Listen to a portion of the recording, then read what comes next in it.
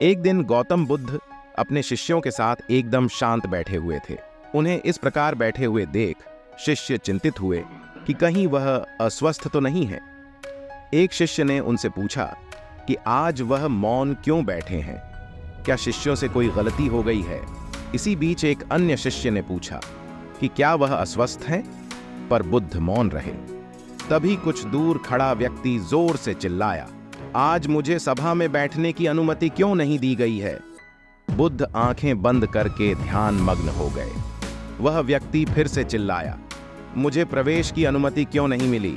इसी बीच एक उदार शिष्य ने उसका पक्ष लेते हुए कहा कि उसे सभा में आने की अनुमति प्रदान की जाए।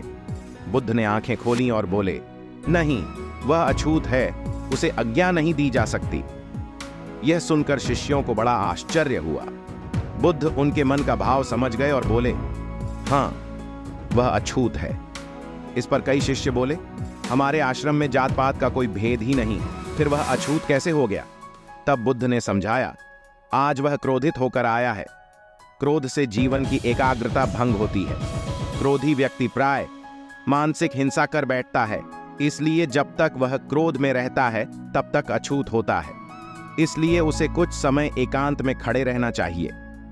क्रोधित शिष्य भी बुद्ध की बातें सुन रहा था। पश्चाताप की अग्नि में तपकर वह समझ चुका था कि अहिंसा ही मनुष्य का महान कर्तव्य व परम धर्म है। वह बुद्ध के चरणों में गिर पड़ा और कभी क्रोध न करने का प्रण लिया।